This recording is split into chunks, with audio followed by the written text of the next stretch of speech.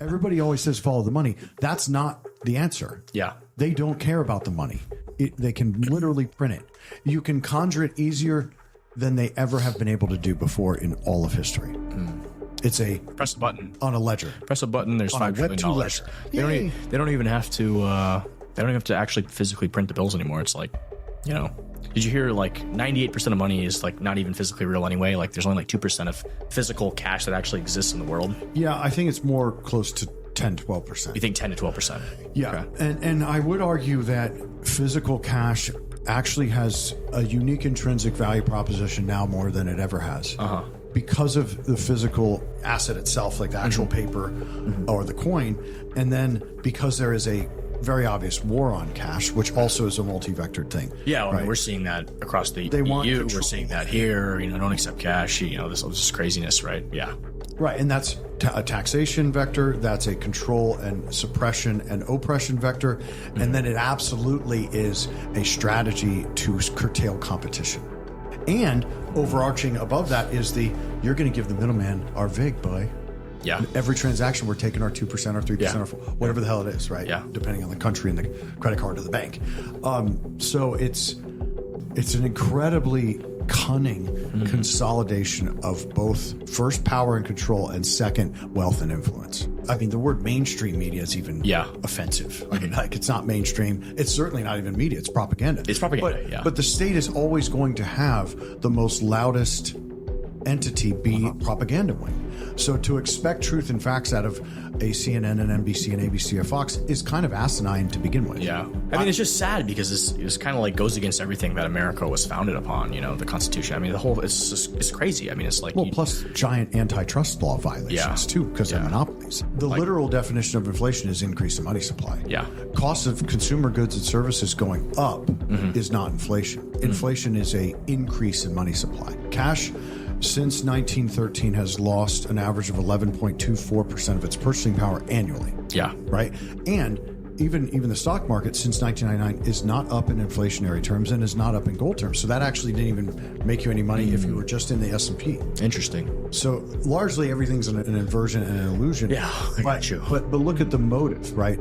If we keep those who have continuing to have, they're not going to disrupt the apple cart because they're disincentivized to do that. So in one sense, you're robbing the producers of the country or world, right? Your constituent laborers, business owners, small businesses, et cetera, as you're decimating them and inflating away and not allowing competition and having all these taxes, right? Yeah. But whilst placating or anesthetizing your would-be foes with continuing to see their accounts and asset balances get larger. So it's a two-vector attack on largely the truth first and the ability to create wealth second. Because they don't care about the wealth. You know why? They can fucking print money.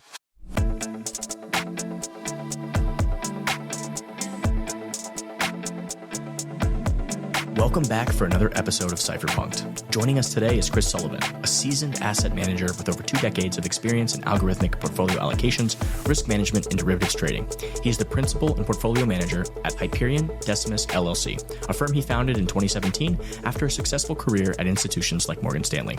With a background in history and English from Emory University and advanced studies in blockchain technologies from MIT Sloan School of Management, Chris combines historical insight with cutting-edge financial expertise. Known for his outspoken views on sound money, the risks of central banking, and the transformative potential of Bitcoin, Chris is uniquely positioned to connect the dots between the past, present, and future of global finance. Chris, welcome to the show. Thank you. That was a hell of a good intro. You like that, right? I do. Thorough. AI is a hell of a drug. Fentanyl less or with fentanyl? I think they're already cutting ChatGPT with fentanyl. So, Chris, you've navigated the financial world for over 2 decades, from traditional institutions like Morgan Stanley to founding your own firm. What was pivotal that made you shift your focus towards Bitcoin and blockchain technologies? Was there a specific event or realization that you came to that changed the course of your career? It was multi-computational, right? And multi-factor, as is any decision. I mean, there was a couple like hyperboles and epiphanies occurring whilst getting orange pilled. I kind of was born red pilled. Yeah, I feel that. I'm a anarcho-capitalist an anarchist at heart, like full. I don't believe in anything centralized. I don't like anyone asserting their dominance of will over another. I think it's against the state of nature and the state of man to do that.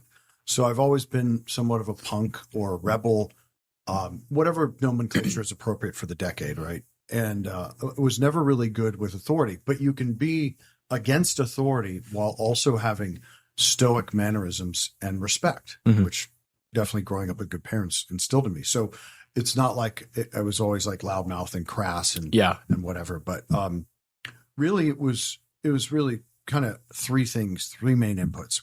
One input was being on the floor during the so-called financial crisis. I don't really call it that because it was engineered to occur on purpose. And it wasn't that bad, all things considered. What it really was which is every so-called financial crisis, is a transfer of wealth and transfer of assets. In this particular one, unlike what occurred in 2000, 2001, 1987, 1990, which was savings and loan crisis, this was a asset grab of residential real estate. And did you ever watch that? What was it? The Big Short or whatever it was? I have seen that. What do you think about that?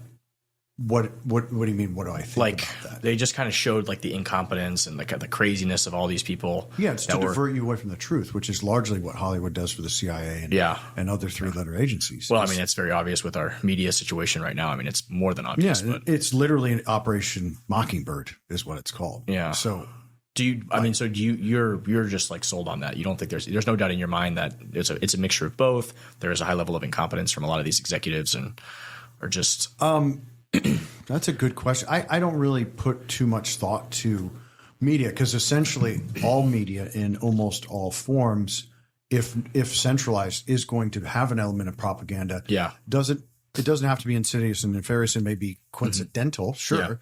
But specifically US and European propaganda wings are the mainstream media. I mean, you just look at how many media outlets were around in the 40s and 50s and then how many exist today. I mean, it's unbelievable the level of coordinated propaganda. I mean, you've got 100 stations. They're all saying the exact same thing. I mean, these are not journalists. These are just propagandists. I forget who did this. I think Stu Peters, maybe it was Alex Jones. Somebody put a collage together. You got to watch the intro to this podcast that we just launched. So you'll see it. I put it up there. It's actually Paul.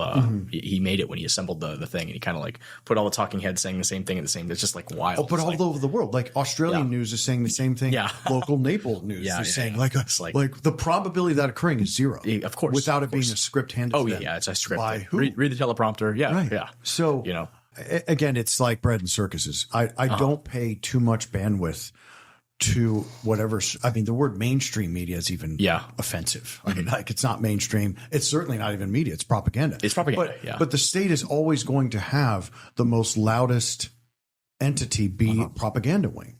So to expect truth and facts out of a CNN and NBC and ABC or Fox is kind of asinine to begin with. Yeah. So, I mean, it's just sad because it's kind of like goes against everything that America was founded upon. You know, the Constitution. I mean, it's crazy. I mean, it's like plus giant antitrust law violations too because they're monopolies. Yeah. But I largely this is a phrase that's universal. Price is truth. Largely, I can derive inference from price action. As manipulated and coordinated market moves are around the globe in all asset classes, you still can discern from the underlying fractals a good idea what's going on or what's intended to go on. Spontaneous order. Interesting. So I'm trying to think from the point of like what's obviously these transfers of wealth occurred. I mean, COVID was another example of one where they print a bunch of money. Of course, inflation comes, which if you study any Austrian economics, which they don't teach you in school for a reason, like it was just so obvious what was going to happen. And here we are having in the past 5 decades, the worst bout of inflation that we've seen in almost 100 years, right? So, I mean, it was very obvious that was coming if you had any education whatsoever in Austrian economics, and of course, the mainstream talking heads is, we don't anticipate any inflation. The Fed, all these people saying all this stuff is like. The literal definition of inflation is increase in money supply. Yeah. Cost of consumer goods and services going up is not inflation. Inflation is a increase in money supply. So it is the cost. I guess the way they report it. Correct. The way it's reported to the main as old, to everybody. I mean, I'm 43. I can't believe I've been doing this 20 years. Wow. As old as I don't want to admit I am. Definitions do matter because in a world of inversion, you have to sort of retrofit old school, tried and true definitions that would be universally true to. Isn't it wild how they've changed definition of words? I mean, I'm literally arguing with people and I'm like screenshotting on my phone like years ago, like just like the definition of racism, for example. And like you screenshot this definition and then I go back a couple weeks later when all this propaganda is coming out around the election times and all this stuff. And all of a sudden the definitions have like literally, they just changed the definitions. Like Wikipedia or Merriam-Webster or whatever, like online you go, it's like you look up like that was not the definition a week ago. Oh, so you're changing the definition of words, right? Yeah. It's like, you know, you're a murderer. Well, yeah. Did you kill somebody? No, but the new definition is if you're violent, you're a murderer now, right? So like they do these subtle manipulations, this brainwashing, this propaganda. I guess getting back to like the movie The Big Short and where you said the engineered crisis, my thought is like, what is like obviously there's this giant wealth transfer, but what is the benefit there? Because when you increase that wealth gap and you destroy the middle class, you do all this stuff. Like if you look at history, every time that happens and it gets so extreme, there's like such a violence and everything gets burned to the ground in a lot of ways. So what's the advantage? I mean, of that? Like why would they want that? Because it just seems so. That's always the game. And so let's approach it from a couple different vectors to like really unpack it. So when you say wealth transfer, right, and I say wealth transfer, we mean kind of the rich get richer. Okay, why is that? Well, those closest to the money spigot get the money first, know they need to invest in assets. Like holding cash is just dim-witted, right? Yeah. Cash since 1913 has lost an average of 11.24% of its purchasing power annually. Yeah. Right. And even the stock market since 1999 is not up in inflationary terms and is not up in gold terms. So that actually didn't even make you any money if you were just in the S&P. Interesting. So largely everything's an inversion and an illusion. Yeah, I got you. But look at the motive, right? If we keep those who have continuing to have, they're not going to disrupt the apple cart because they're disincentivized to do that. So in one sense, you're robbing the producers of the country or world, right? Your constituent laborers, business owners, small businesses, et cetera, as you're decimating them and inflating away and not allowing competition and having all these taxes, right? Yeah. But whilst placating or anesthetizing your would-be foes with continuing to see their accounts and asset balances get larger. So it's a two-vector attack on largely the truth first and the ability to create wealth second. Because they don't care about the wealth. You know why? They can fucking print money. Yeah. Everybody always says follow the money. That's not the answer. Yeah. They don't care about the money. They can literally print it. You can conjure it easier than they ever have been able to do before in all of history. It's a press a button on a ledger. Press a button. There's $5 trillion. They don't even have to. They don't have to actually physically print the bills anymore. It's like, you know. Did you hear like 98% of money is like not even physically real anyway? Like there's only like 2% of physical cash that actually exists in the world. Yeah, I think it's more close to 10, 12%. You think 10 to 12%? Yeah. Okay. And I would argue that physical cash actually has a unique intrinsic value proposition now more than it ever has. Because of the physical asset itself, like the actual paper or the coin. And then because there is a very obvious war on cash, which also is a multi-vectored thing. Yeah, well, I mean, we're seeing that across the EU. We're seeing that here. You know, don't accept cash. You know, this craziness, right? Yeah. Right. And that's a taxation vector. That's a control and suppression and oppression vector. And then it absolutely is a strategy to curtail competition.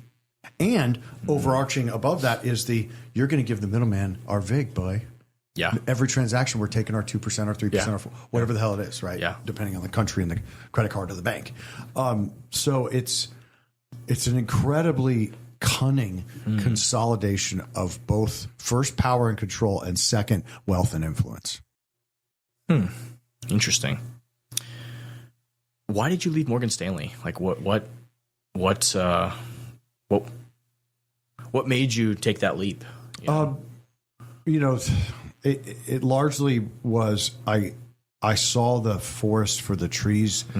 They weren't This was the transition from where you're on a trade desk and you're calling and you're making markets and actually transacting and adding value to this whole managed money, homogenized portfolios, stuff that largely, like my grandfather taught me kind of Ben Graham's value investing. So I have that built into my the way I live and breathe.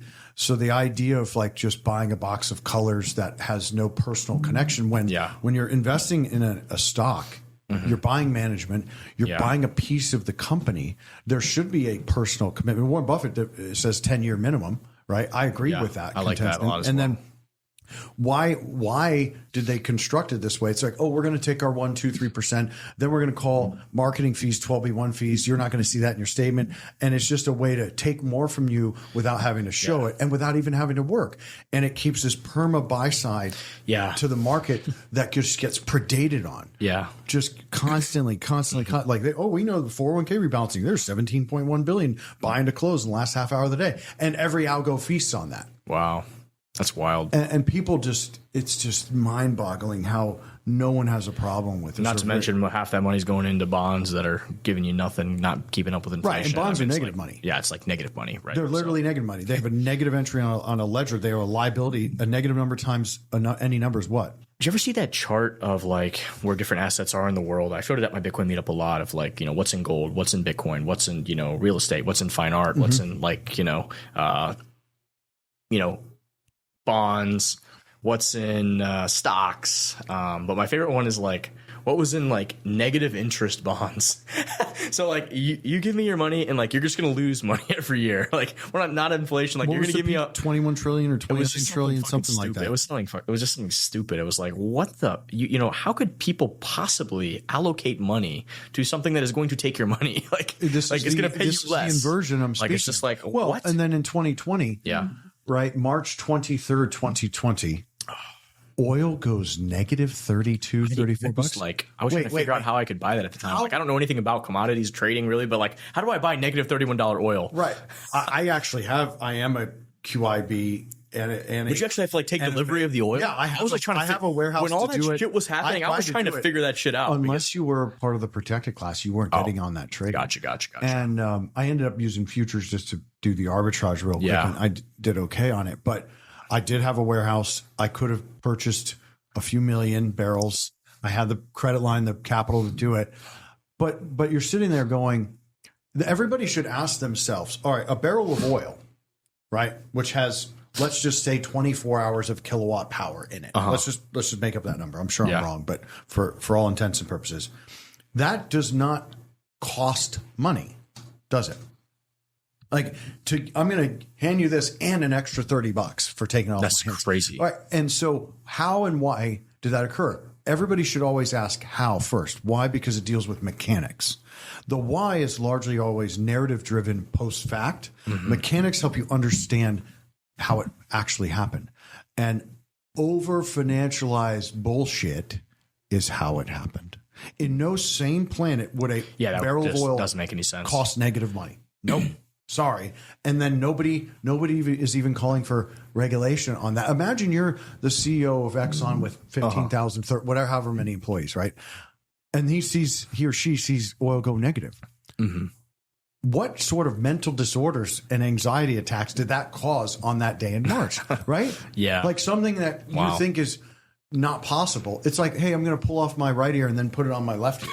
Like, what? So what are the mechanics? Do you understand them? Like, of course. Tell me, explain it to me. Cause it's very, very simple. I've always tried to understand this. If you have like this much physical and this much paper, the paper can have way more influence on the price of the physical than the physical's intrinsic value. Okay. That's the best way I can That is wild. And so more paper exists than actual oil. Same is true in gold. I think the number is 24 to 27 times the amount of gold spot exists in the paper market. So you just have that setup where paper can largely create outsized moves in both directions. Wow. Recently, you saw the VIX go to 68 on a baby pullback in the stock market. Like that, something was breaking there too. I don't want to just spend all the time talking about mechanics of price function and how broken the entire system is. But in effect, these processes that I saw in 08 led me to Bitcoin because you're asking, why did I leave a cush, easy job to make money every year without ever worrying. Well, the reality is I was always going to be worrying.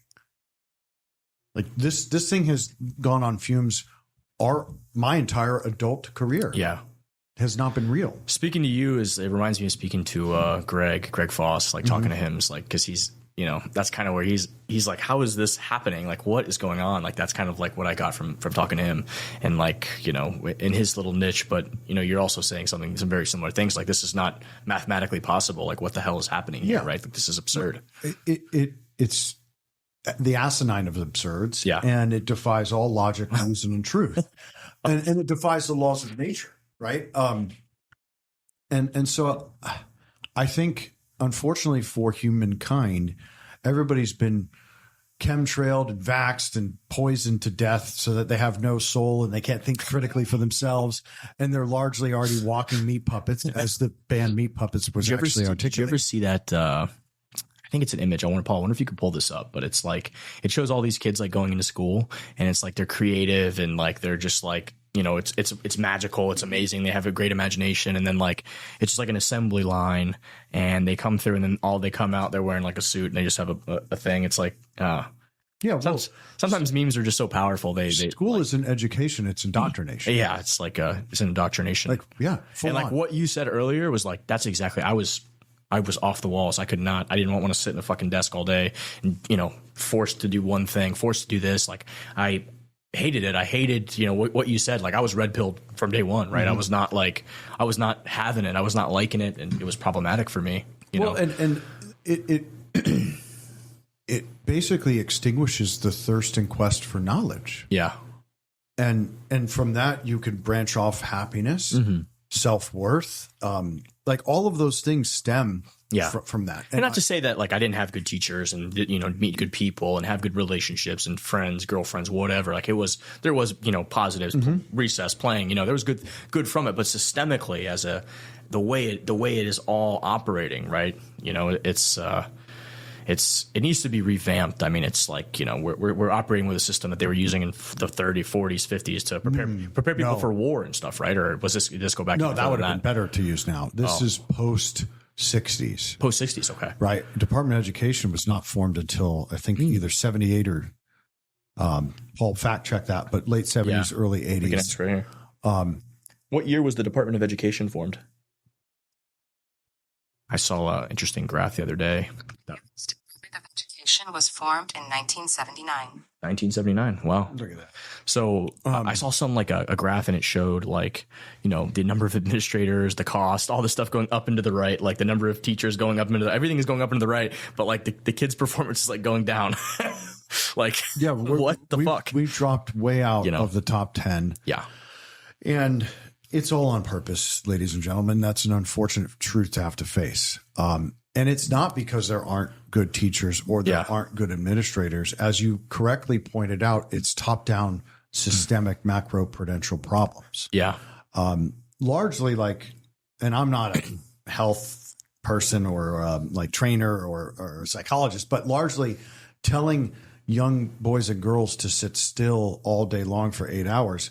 Well, that's mechanically bad for their back, legs, hips, ankle. That's mechanically bad, functionally bad from a social perspective, and then absolutely bad because from a physical perspective because muscles atrophy quickly, and they need to be forming and becoming the best versions of themselves. And when you look at the physical fitness videos from the 50s and 60s, everybody's ripped. Yeah. How did we go from that to the majority of people are obese? Yeah.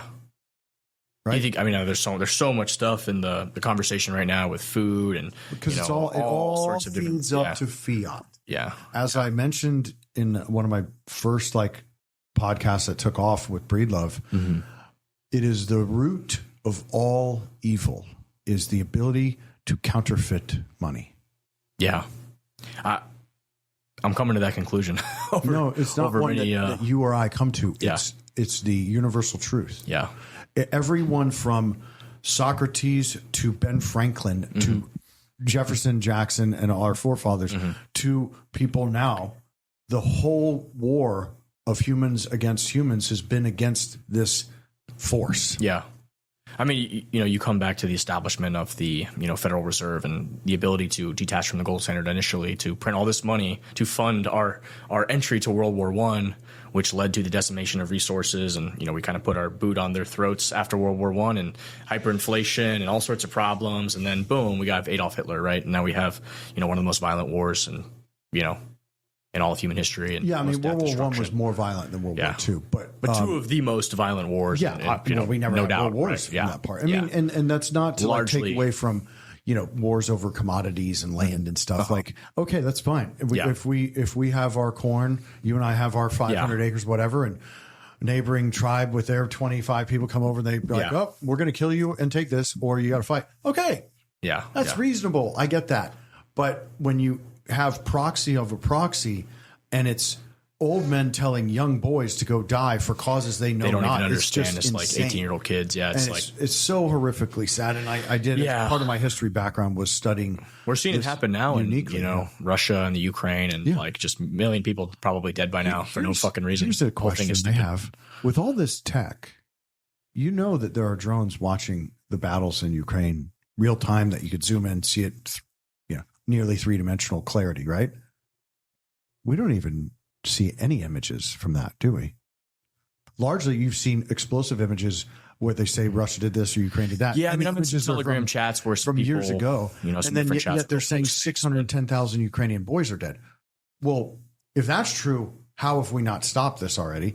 And then I question, how have the journalists not broadcast this and shown us all the horrific pictures of war? They're not going to show you. They're not going to show you that on the mainstream media, of course, because they don't want. Here, dude. Yeah, no, I mean they don't want. Of course, they don't want people to see how the death and destruction. It's largely obfuscated away. They don't want you to know how many people are really dying, what's actually happening. But I mean, I'm in some different group chats and things, Telegram, different Signal, where like they'll post the videos, right? You can see the videos, you can see what's happening. I mean, it's deeply disturbing. Yeah, you see people get shot, and killed. Then you think, well, it's disgusting. They're destroying a generation of men in Ukraine on purpose. Okay, what is that purpose? And like it's just so sick. And that's why Russia too. I mean, they're losing tons of people. Right. Russia's just defending their sovereignty. It's a meat grinder. So, I personally don't think Putin should have initiated that across the border. I think that he made a big mistake, and I think his intelligence communities led him astray with that. I have friends in Russia. They're telling me, the war is going to be open in 2 days. Kiev is going to just surrender and they're going to welcome us. I mean, this is the stuff these people are believing. It's like, I'm like, dude, are you fucking delusional? Well, there's a lot of argument that was the case before Boris Johnson was flown in there to stop that. Well, they could have had a negotiation to end the war, but I'm talking about before. I'm talking about day 1, day 2, when they initially crossed the border, right? Because they amassed those troops along the border for months. They were preparing to invade, right? It was fucking obvious, right? And then Biden went and said, "Oh, we're not going to do anything about it." Like, right? It's like, why are you showing your cards, right? You don't even if you're not going to do anything about it. Don't put your cards on the table like that. That was just misdirection. I mean, that was idiotic. Did something about it in 2014. We orchestrated, by we I mean the U.S. deep state orchestrated the Maidan revolution that outed the elected government of Ukraine. Now they have really a guy who suspended elections, or made Orthodox Christianity now illegal or some weird thing recently. And then I'm not on any side of this equation. I've heard from things 2014 to now, you've had NATO violate all kinds of treaties, including the Minsk agreements from 2019. Yeah. There's two sides to every story. That's for sure. Well, no doubt. The part that I am sympathetic for is if there were really people dying in Donbass and others being executed by this so-called, I can't even believe I'm about to say this, a Nazi Jewish artillery and military group like the Azov Battalion. I don't know how they wear swastikas and claim to be. That just seems. I don't know. I'm not sure, but again, there's propaganda from both sides. Right. So you're never really getting a true story. There's legitimate concerns from both sides. I think like everything. The concern was NATO. Let's be frank. The concern is NATO. That's a legitimate concern. And they pushed too far and they violated all this. Okay, that gives Russia authority. And then if there was this genocide of ethnic Russians by whoever in Ukraine, militant or otherwise, then somebody who wants to defend them has the right to step in and defend them. I just operate from a position as this is a proxy war. No war is good. No death is good, except the bad guys. And in this case, it seems that everybody's a bad guy, except the innocent people in Ukraine and the innocent Russians in eastern Ukraine and Russian soldiers. Yeah. Everybody who's dying for not a cause that they created is a victim. Yeah. And then largely I see this as an asset grab again, because what is Ukraine famous for? Well, they've got those wheat fields and all that stuff along. Do you know what percentage of the planet of wheat they are? I do not know. 20, 30%, Fact check this. 30%? It's like 32. Let's see. What percentage of global wheat production is Ukraine responsible for historically? See what it tells us. Finding wheat production data. Historically, Ukraine has been responsible for approximately 10% of global wheat production. Okay. What about the past 5 to 10 years? What percentage of meat production have they been responsible for? I'm sorry, wheat production. I might have misspoke. I might have said meat instead of wheat. Finding wheat production data. She got it. Very In the high. past 5 to 10 years, Ukraine has been responsible for approximately 7 to 10% of global wheat That's what it's production. saying. What does it say there? 10 to 12%. Yeah. But still, that's Super very significant for a it's small. still very significant for a very small nation, especially one that is largely. I mean, the sad part is they provide a lot of that wheat and grain to Africa, right? And those are some of the poorest places that really need that. So it's this is a bad situation. It's just a shitty situation, right? But if you look at, and again, I look at just there's all these different signals and all this different stuff, and when I look at the areas that Russia has seized, it's all along that fucking coast there, all like where they're at right now. So I'm like, this is a territory grab, right? You know, Russia's doing a territory grab. They're grabbing all that fertile. Like I just said, asset grab. Yeah, I mean, it's like you know, you can cut through all the bullshit. And it's like, where are they taking land? Where are all these terrorists and all this propaganda? Where are all these different battalions at? Where's all this stuff happening? Oh, it's all along the coastline. Oh, you're just taking all the coast. I mean, in either way, you're trying to connect Crimea. The native constituents lose, whilst the soldiers of both sides lose. And so then you look up and go, who's the benefactor? Oh, it's the globalists, like it always is. And guess but what? Wouldn't Putin be the benefactor there because he's grabbing all that land along the coast? Wouldn't he? Is he? It seems like he's. How do you know he's not on the whole thing to begin with? I'm just asking.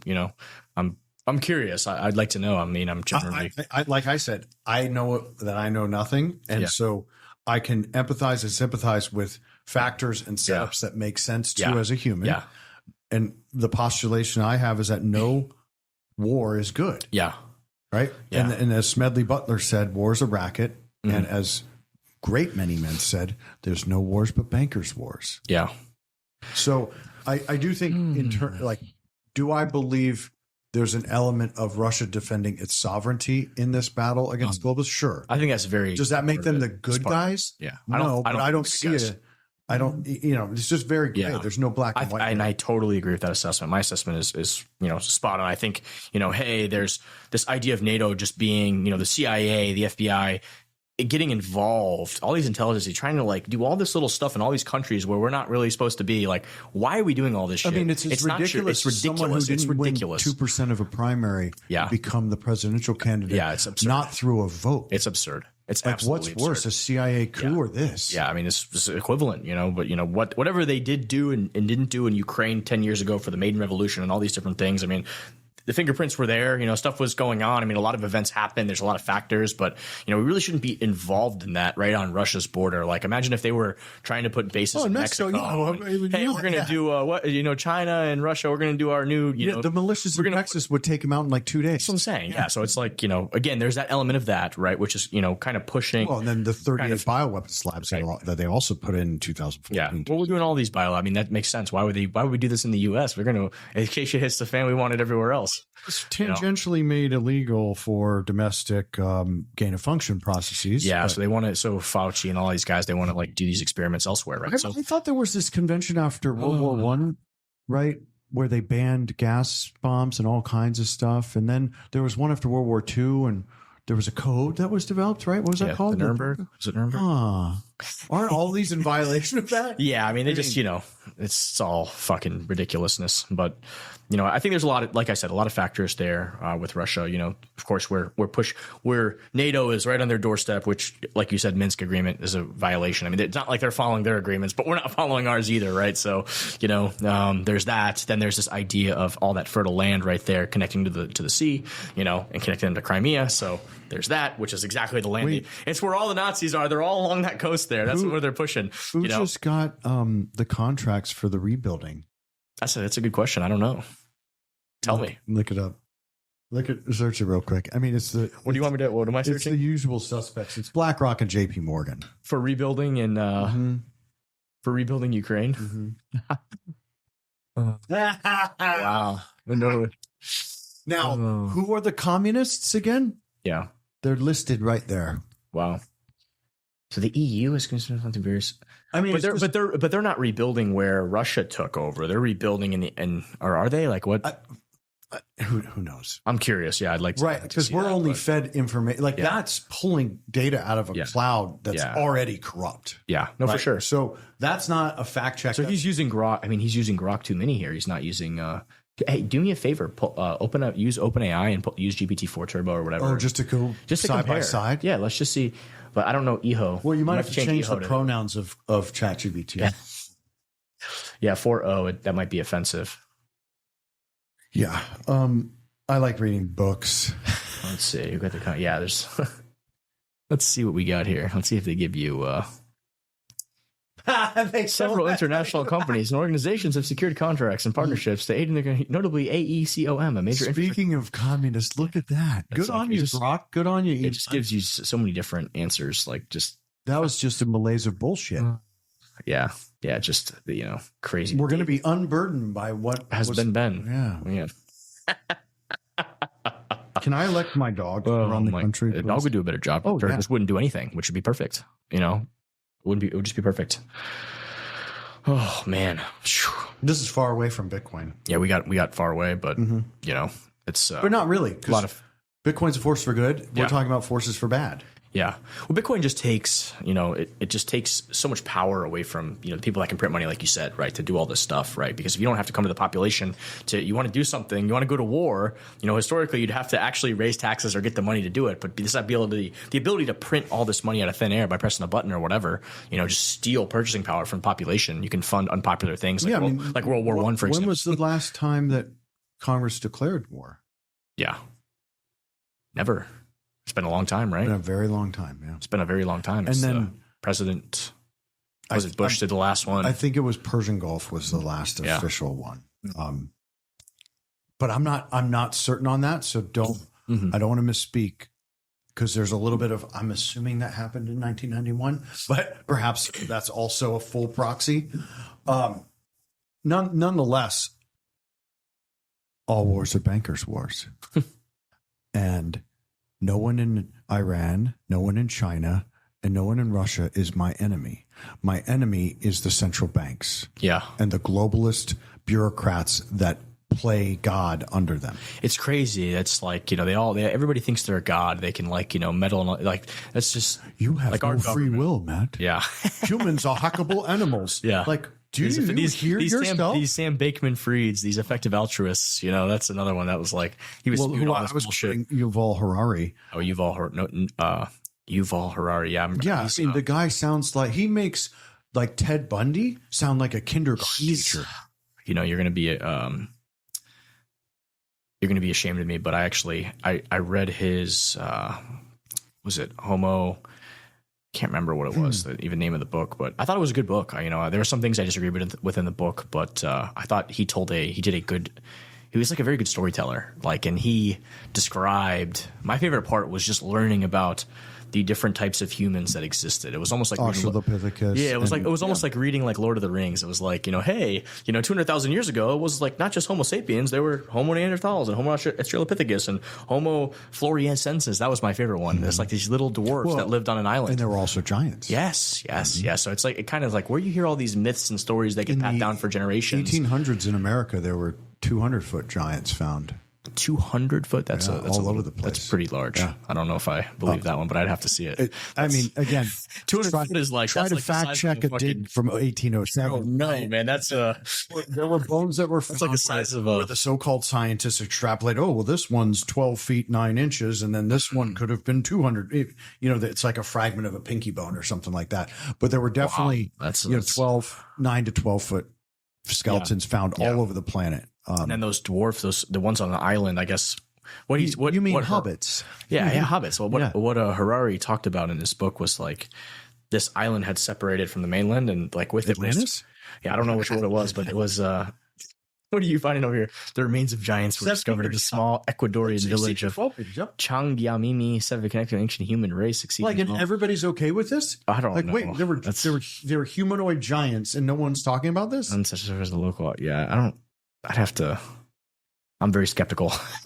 Skepticism is my first. Well, that's the scientific process. Is null hypothesis. Yeah, so I mean, I'm all about skeptic. I'm very skeptic here. Think about the incentive to fake that. Like, why would anybody even waste their time taking a picture of that? Well, it's a news story and it goes out. And you can talk about it. Whoever found it can go on YouTube and make a video. So there is incentive for conspiracy theories. I mean, they can. That's not a conspiracy theory. Conspiracy implies what, Matt? It wasn't Hawaii. Implies conspiracy. What is it that whether or not bones existed or not, it's not a conspiracy theory. Well, whether you have to have these explicit bones are actually really belong to a human. You and me could have a conspiracy where we want to sell some fucking books and we want to sell a podcast and we want to make a magazine from like a marketing. We want to go on YouTube and pump up our channel with viewers, right? So there's an incentive there to say, hey, look, I found a dog that's 50 feet tall. You know what I mean? Again, I'm not saying. Like you said, my first hypothesis is a null hypothesis. I'm skeptical until proven. That's my. Whereas from my research is contrarian bear. Yeah, like looking at despise everything, take a negative nihilistic position out the gate, and prove to me you're worthy of any iota of my time. Exactly. And analysis that is the best setting. Yeah. However, the sheer quantity of this evidence that I've seen in the last 20 years would point to there's something there, basically. They're there and for what? Like for the existence of giants. For the existence of giants. And there are tons of photos. 200 feet is like, that is 37 meters is big. Like that. Like 200 feet, that is like, that's a giant. That's not like somebody like 9 to 12 feet. Like, okay, like I could see that. But like 200 just because you can't feet. Conceptualize it doesn't mean it did or did not occur. True. But like, if there's a megafauna like that, there has to be other megafauna that there were. Look at the trees in the Midwest. What do you mean the trees in the Midwest? A lot of those were giant trees. Yeah, I mean there's still giant trees like in California. What you see in the desert West, a lot of those are trees, old trees with giant. It looks these huge. I think basalt's the right word. This is Graham Hancock, not me. Full disclosure. This is definitely from a podcast on Joe Rogan, and I go look up stuff. So not thoroughly vetted fact checked, but I'm not a freaking. I'm not a biologist, and I'm certainly not an anthropologist. So like I want to talk. Nonetheless, the logic and reason behind that, and then the visual, whether faked or not, it's like holy crap! Those are trees. Yeah, I can see it. You see the rings. So my point is, trees is one thing. I mean, a 200-foot human they're not eating trees. I mean, they need. No, I'm just saying large flora and fauna exist. Dinosaurs. Yeah, dinosaurs for sure, no doubt. But like, how do you mean no doubt? Well, yeah, those bones could be faked. I mean, we make that same argument. Not necessarily. The religious, Abrahamic religions denied the existence. True, they still do. Yeah, there's Muslims, Jews, Christians. Yeah, this is they all do. Hindus deny it too. I read something that said like, what was it? They said that like this was a trick that was put there or something like that. But I mean, I grew up as a young kid.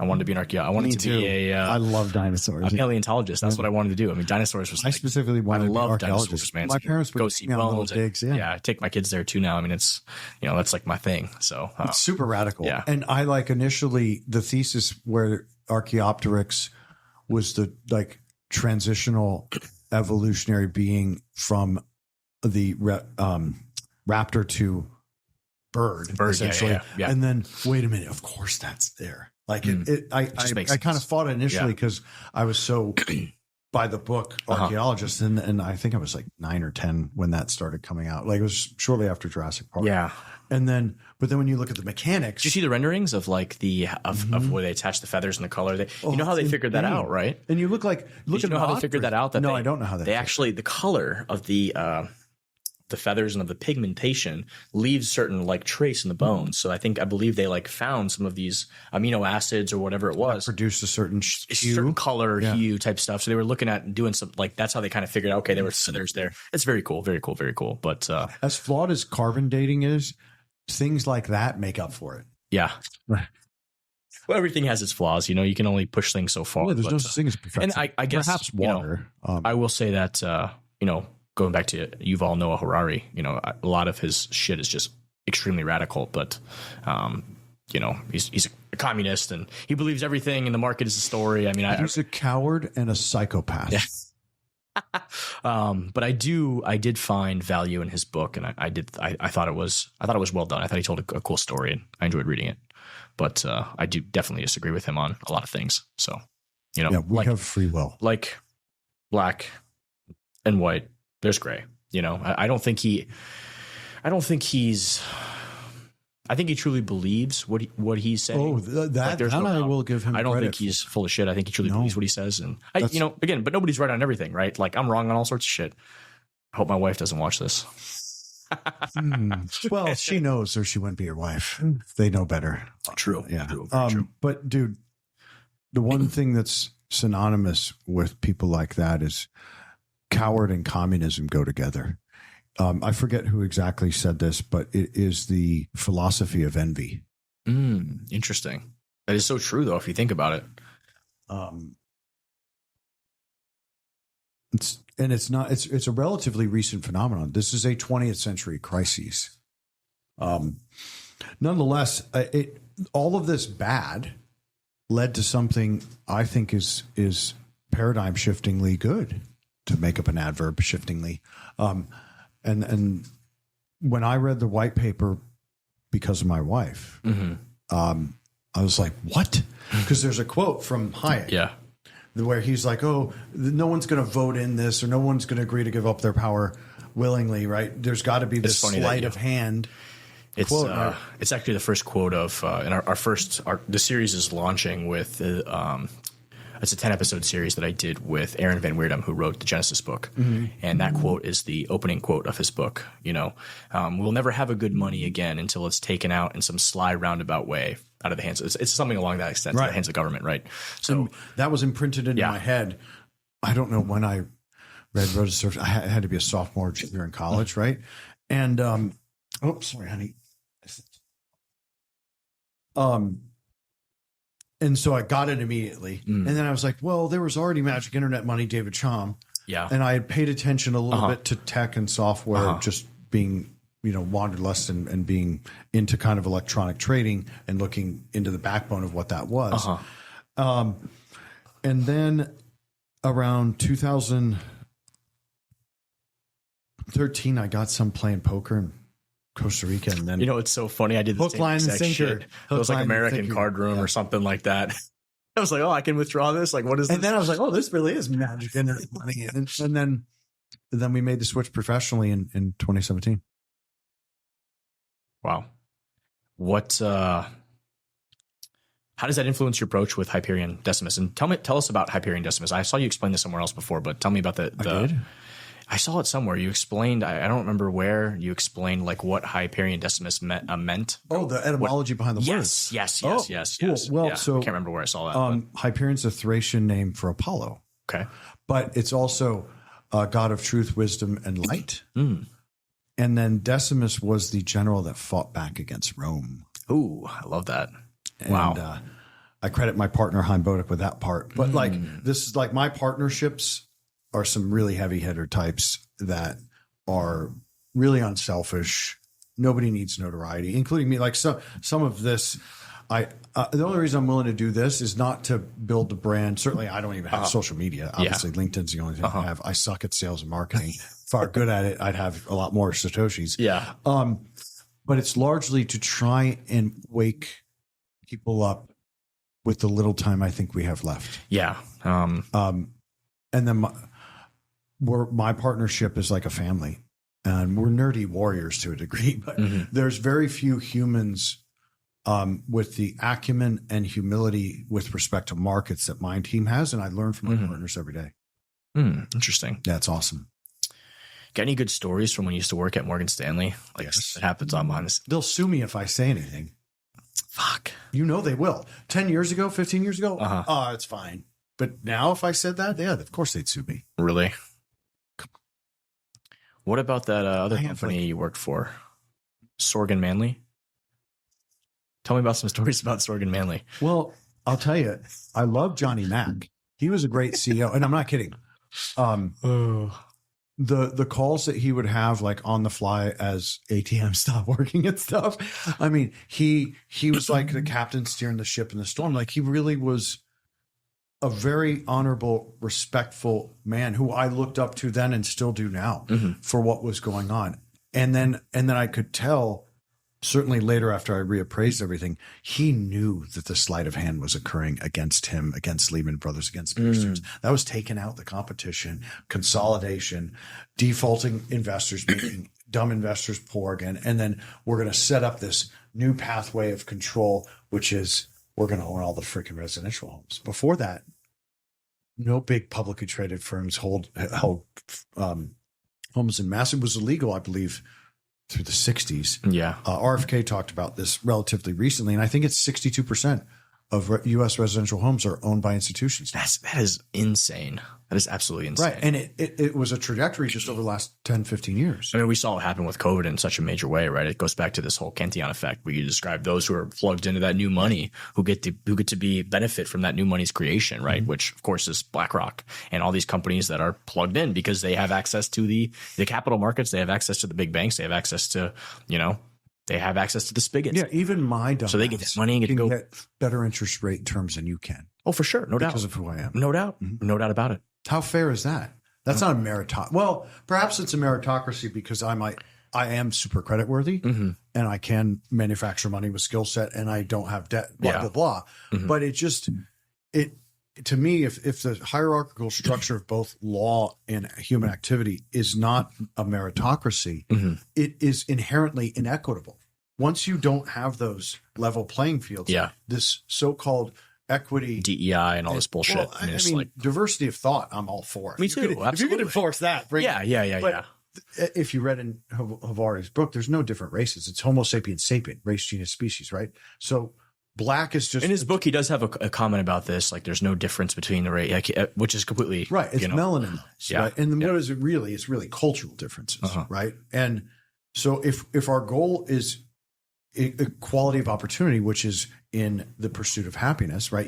There's no such thing as forcing equity of outcome. That's called fucking slavery. Right, that's slavery. Communism, et cetera. Yeah. Communism is slavery. Essentially. But without the meritocracy element, the legal structure doesn't matter. And so we've just allowed globalist, incompetent politicians, corrupt corporatists, the ability to just discombobulate the entire economic system of the planet. And then obviously we have no rule of law in the United States anymore. Lawfare all over the planet. And Brazil just seizes just violates the Constitution. This Moraes guy just says, "Oh, this is banned now." Like, just total violation. Right. And seizes this is totalitarianism. I wanted to call it Skynet. Sorry, Elon. Yeah. Seizes Starlink's assets with an issue with Twitter, which is X, which is against all global commerce clauses. Who did this? The Darth Vader of Brazil. That guy's like they made the video like Voldemort. I mean, that is like crazy. So what he sees Starlink assets? I don't know anything about that. Tell me more about that. That happened, I think, last week or over the weekend. Are you kidding? And now, if you're Brazilian and you access Twitter, you get fined like $8,900. I mean, I saw that. That was. And then the thing is like this. Who would act like that? I'm not Jordan Peterson, a brilliant psychologist, but only insecure cowardice would lead someone to act like that. Yeah, I mean, that's and insane. Then they certainly don't have good ideas to follow. Yeah, this is totalitarianism. I mean, this is like but corruption. Why and how? It's because they're just these. They want to control other people. Yeah, because they hate themselves. Yeah.